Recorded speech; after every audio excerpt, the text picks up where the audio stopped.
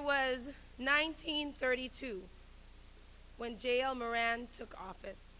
36 years after Oakwood College was established, but it wasn't until 1988, 124 years after Gallaudet opened, that the first deaf president took his rightful place, and that didn't happen easy either. See, we live in different worlds but have the same struggles to face.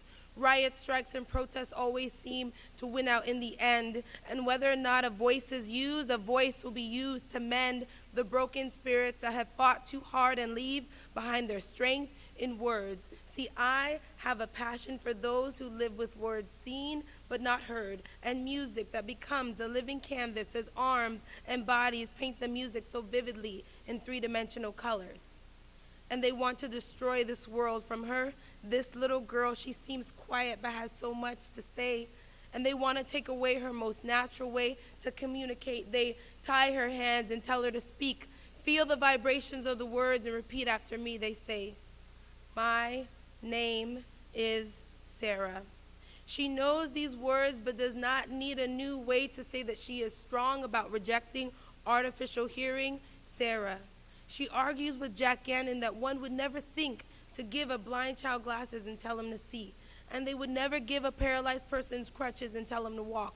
So why in the world are they trying to force her to hear and talk? Would it lessen her struggles or increase her depth in life? Like, would my life be better off if my skin could turn white?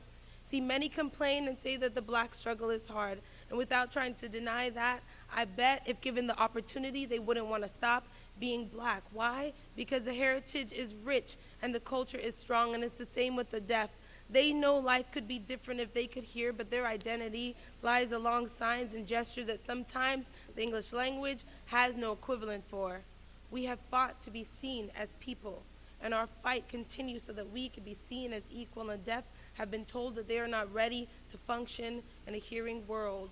Why, when they're the same people who have revolutionized this world, like the father of the internet, Vincent Cerf, was deaf, and the leader of the Girl Scouts, Juliet Lowe, was deaf too, and Helen Keller, though deaf and blind, graduated cum laude, and some of us have all five senses and are still struggling to make it through. See, this poem is for the voices that are forced to be silent because they sound a little different from ours. And this is for the ears that are forced to hear because to us they seem a little marred. And last, this is for Elijah. He's young now and has just started school, and Mommy just received what seems to be bad news. See, his hearing is declining, but the deaf community rejoices. Why? Because they have another member that might turn out to be another deaf great. But the hearing, we say we need to fix him before it's too late, but there's no surgery to fix this because he is not broken.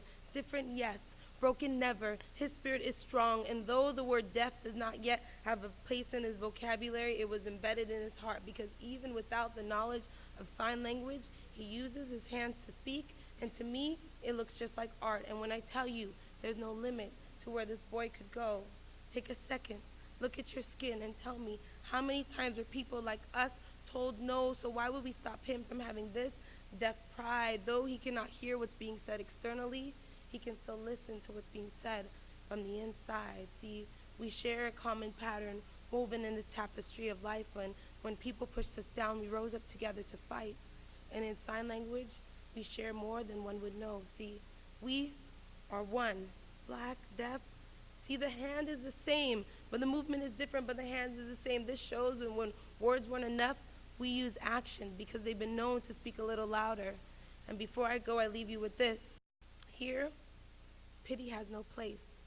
So don't look down on one another because you might miss God's glory shining on your face. Thank you.